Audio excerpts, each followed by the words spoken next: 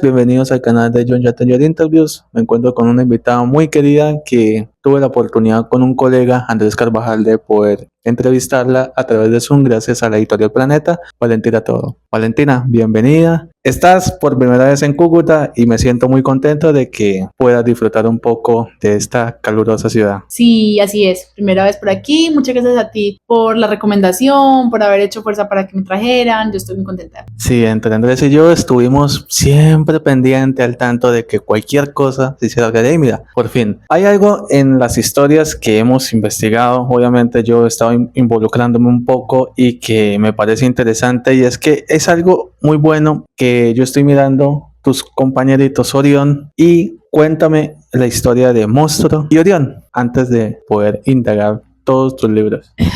Bueno, Orión y el monstruo son, digamos, como de los personajes más icónicos de mis libros. Orión pertenece a los niños imaginarios, como el líder de los niños imaginarios, el líder de los lobisones, que si se han leído la historia saben quién es, si no se la han leído, léansela para que sepan quién es. Pero es un personaje muy, muy querido del libro. Y Monstruo también tiene su propio libro, se llama Mi Monstruo y Yo, que fue la primera novela que publiqué con Editorial Planeta, que habla de un monstruo, de alguna manera como imaginario, de una niña que la sigue a todas partes, la acompaña siempre, y los dos los quisimos traer a la vida, convertirlos en estos personajitos que nos acompañan en las ferias, que están con los niños, también obviamente con los adultos, con las personas que se acercan a mis conversatorios y que tienen la posibilidad pues como de poderlos abrazar y tocar y tenerlos ahí pues como más en la vida real. De hecho, es una buena dupla. Es algo interesante porque al investigar todos tus temas de libro, hay algo que me tiene pues interesado, es que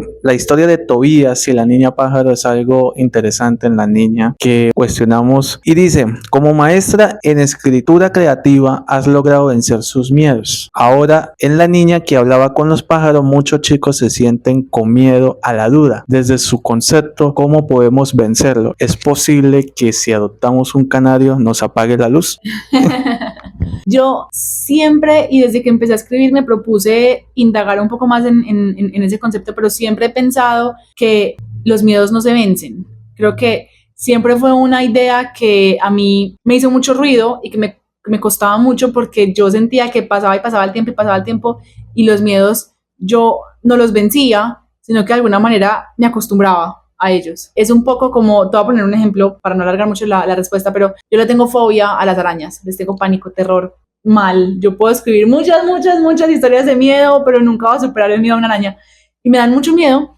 Y cuando me mudé a vivir al campo, cada vez aparecían arañas más grandes, entonces yo le tenía miedo a las chiquitas, y ya después entonces me aparecieron unas más grandes, entonces las chiquitas me dejaban dar tanto miedo, y luego ya me aparecieron unas todavía más grandes, entonces las medianas ya no me daban tanto miedo, y así sucesivamente. Y toda mi vida les he tenido miedo, pero a medida que he ido viéndome en la obligación, ni siquiera elegida, sino en la obligación de tener que convivir con ellas, porque además nunca le voy a hacer daño a una araña, nunca le voy a matar a una araña, nunca le voy a tirar chancletazo a una araña, no soy capaz. Me ha tocado entender que es un miedo que va a estar conmigo toda la vida, y que no hay nada que yo pueda hacer por hacerlo desaparecer, pero que puedo aprender a vivir con eso. Siempre mis libros han sido un poco como este llamado a dejar de, yo pienso que luchar contra los miedos es luchar contra nosotros mismos, y en una batalla contra nosotros mismos nunca va a haber un ganador. Entonces creo que más que luchar contra nosotros mismos y querer exorcizar esos miedos, siento que es más bien integrarlos, entender de dónde vienen, cómo son, cómo se comportan, y aprender a convivir con ellos y hacerlos de alguna manera como nuestros amigos, nuestros aliados, que es un poco también lo que pasa en casi todos los libros. En La niña pájaro, en La niña que hablaba con los pájaros, los niños finalmente tienen que darse cuenta de que no importa esas respuestas que haya al otro lado de la cueva, de lo que esconde la niña, nunca lo van a poder controlar. Ellos pueden decidir simplemente vivir con eso y aceptar las cosas como son, y aceptar que hay personas que no se parecen a ellos. Y en Mi Monstruo y Yo pasa lo mismo, que hay una niña que tiene este monstruo compañero que la sigue a todos lados, y que ella puede dedicarse a pelear con él o simplemente hacerse amiga de él. Entonces siempre ha sido como un llamado a eso, a aceptar que los miedos nos acompañan y nos rodean y nos hacen humanos, y nunca vamos a poder llegar a un momento de la vida en la que no tengamos miedo. Me tiene curioso, y es la película que no hace mucho se estrenó en cines, Vermines, sobre las arañas. ¿Pudiste mirarla, afrontarla? Eso yo me estaba imaginando. Es posible que sí vería Batman, pero bueno. No. Gracias por resolvernos la duda porque hasta yo lo pienso, en No, verdad. sí, Sí, es que es complicado. Cada uno tenemos nuestros miedos, ¿vale? Porque es algo importante porque en algunas veces nos sentimos como Tobías, de no entender las cosas, pero llega obviamente la niña pájaro y ahí comprende de que la luz a veces puede ser o un enemigo o un aliado. En muchas veces. Entonces, gracias por responder esa pregunta. Hay algo interesante y es, ¿qué es lo difícil de ser niña o niño ya estando en la infancia?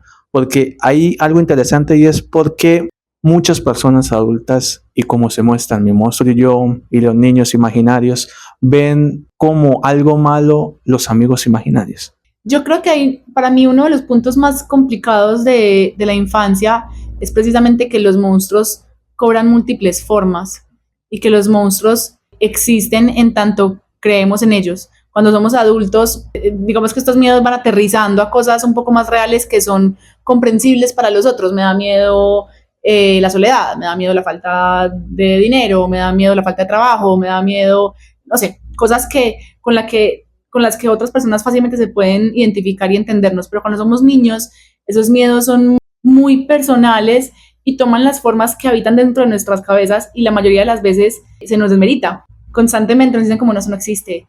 No, te da miedo el monstruo que va hasta abajo de la... Eso no existe. Ya eres un niño grande, ya no deberías pensar en esas cosas. O mira que hay otros niños que no lloran por eso, entonces no llores. En fin. Entonces siento que hay una constante invalidación de nuestros propios miedos, a pesar de que siendo adultos, eso es una hipocresía inmensa, porque siendo adultos sabemos que vivimos llenos de miedos todos los días, siempre, todo el día. Pero constantemente les decimos a los niños que esas formas que adoptan sus miedos y que son simplemente la personificación de lo que ellos dentro de su psique son capaces de entender o de procesar de alguna forma, constantemente lo invalidamos, constantemente lo hacemos, lo queremos hacer desaparecer, eso realmente nunca desaparece. Entonces creo que lo más difícil de ser niño es eso, es poner en palabras lo suficientemente claras, precisas y contundentes para que alguien más nos crea y no nos dé esa respuesta automática de, ay, eso está en tu cabeza, eso no existe. De hecho, hay un capítulo de Supernatural que lo explica sobre el tema de los amigos imaginarios, que pueden ser buenos, pero en cierta parte algunos tiendan como malo. Buen concepto, para Orión y para Mozo. Entonces, hay algo chévere y es que hay dos temas interesantes porque cada uno refleja en tus libros sobre como un core. Un core es como, bueno, ¿cómo me identifico? ¿Cuál sería mi animal espiritual? Y te pregunto, para Valentina Toro, ¿qué animal espiritual sería? ¿Un pájaro de ébano o el tema de un oso de anteojos o un panda rojo? Esa es una pregunta que tiene múltiples respuestas, unas más honestas y otras más aspiracionales, creo. Si fuera a decir, digamos, como la más aspiracional, el animal que yo quisiera que me representara, el animal del que yo quisiera ser digna de ser representada sería un oso de anteojos, por ejemplo, porque siento que es como, para mí el Hukumari, que es la palabra como lo nombran, es un dios. Y no creo que yo me crea una diosa para nada, pero a lo que voy es que es este animal que es parte del páramo, es parte de las nubes, de la bruma, que está en todos lados, que todo lo ve, que es sumamente sabio y que hay mucha solemnidad a su alrededor, y quisiera algún día aspirar a llegar a ser una minúscula parte de lo que significa un oso de anteojos. Pero si tuviera que ser absolutamente honesta, yo creo que mi animal totémico sería, no sé, como un perro salchicha, o sea, como algo gordo, bachicha, sí, como solcito, torpe, él quiere hacer un montón de cosas, pero el cuerpecito no le alcanza, o sea, es como, me identifico más con eso, o sea, desde lo más honesto de mi alma, creo que me identifico más con eso. Pero siempre he pensado que los animales totémicos, y mis libros tienen mucho de eso, más que esa representación fidedigna de quienes somos, es a lo que aspiramos llegar a ser. Y por eso siempre están presentes como esos mensajeros animales en mis libros, que son, como tú lo llamas, como esos animales, ese core, esos animales que nos representan. Siempre, sí. Yo sería como un tejón de miel. Pero bueno, es algo, pero es bueno lo que dijiste porque son de múltiples conceptos y cada uno en su representación del libro sería interesante. Ahora, cuando estuve mirando La niña que hablaba con los pájaros, Mi monstruo y yo, El pájaro de ébano, hablaba sobre la historia de Abril. Es algo interesante lo que todos los fans esperaban. Le voy a dar la pregunta de la vida y es que, ¿crees que Violeta y Abril serían buenas amigas? Pero ¿les gustaría alguna vez que en una historia su propia diosa de los escritos construya un mundo unificado gracias a las perifecias, que tengan mascotas como amigos como un pájaro de ébano, un perro y un gato? Yo tengo algo para mí que es completamente personal y no es secreto, pero digamos que tampoco nunca lo he dicho en voz alta. De alguna manera todos mis personajes conviven dentro de un mismo mundo y todos están conectados por túneles secretos, y esos túneles todos atraviesan un mismo bosque. No sé si te has dado cuenta que todas mis historias siempre tienen un bosque. Siempre. Desde las peripecias de Violeta, que es un cuento súper infantil, súper cuento de hadas, pasando por los niños imaginarios, que también tiene su propio bosque, el pájaro de ébano también tiene un bosque, y siempre ese bosque se viste de algo distinto. Es un bosque más tenebroso, o es un bosque más amigable, o es un bosque donde hay hadas y duendes, o es un bosque donde hay alimañas, como en los niños imaginarios, o es un bosque donde hay brujas, como en el pájaro de ébano, o está incluso el simple concepto animal que está ligado a la naturaleza desconocida, que es lo que representa el bosque, como en un gato y en un perro, que es, digamos, como esta conexión con animales que nos hacen preguntarnos por nuestra condición humana y sobre todo lo que desconocemos de nosotros mismos por no poder nunca alcanzar a conocer realmente a los animales, por esa barrera del lenguaje, que es como lo que proponen esos cuentos, como que tenemos animales a nuestro lado a los que de alguna manera idealizamos, pero no conocemos del todo. Incluso en Mi monstruo y yo, que es también un cuento, una novela muy infantil, hay un bosque en el que esa niña en una experiencia terrible y se muere del miedo y la dejan abandonada y la rescata su monstruo. En fin, entonces siempre he pensado que hay como ese multiverso de Marvel. Sí. Hay como son como una cantidad como de planetas que están orbitando alrededor de un mismo sol, que es ese bosque que los conecta a todos y que en algún punto podrían llegar a cruzarse. Orión perfectamente habría podido pasarle por el lado a la niña de Mi monstruo y yo cuando esa niña la dejaron abandonada en el bosque, y al mismo tiempo esa niña se pudo haber cruzado con uno de los duendes que ayuda a Violeta en sus historias. Todos hacen parte de una misma geografía literaria.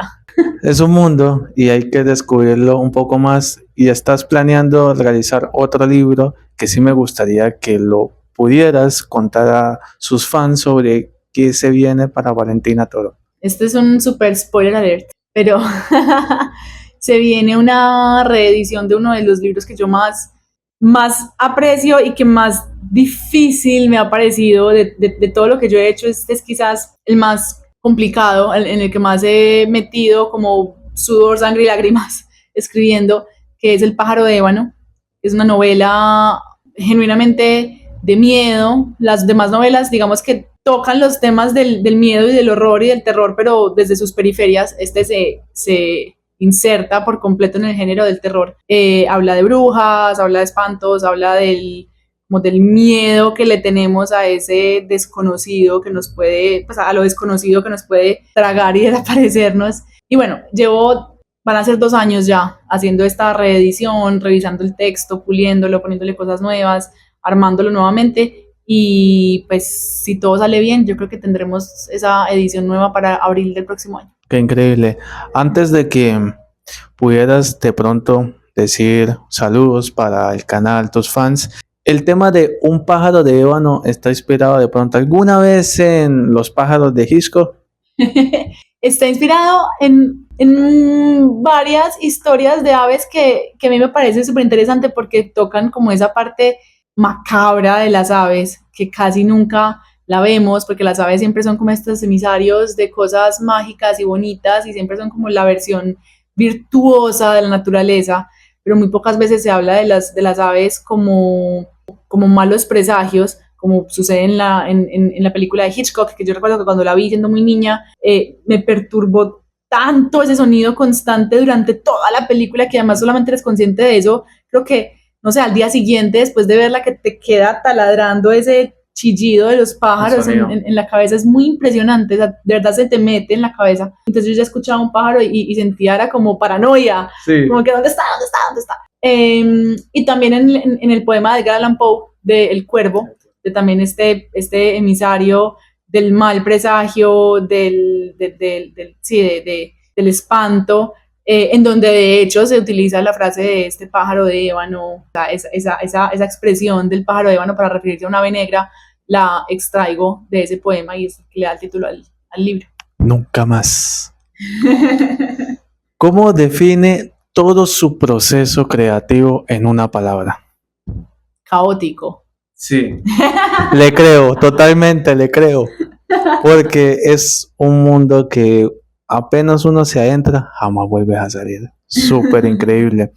Y este es tu espacio, Valentina, para que digas tus redes sociales. Envía saludos no solo a Cúcuta, a toda la gente que te sigue en Latinoamérica y próximamente en cualquier parte del mundo. Bueno, me pueden seguir en mis redes sociales. Realmente la única red social en la que soy verdaderamente activa es en Instagram. Me encuentran como una en 100.000. Ese es como mi seudónimo, de alguna manera.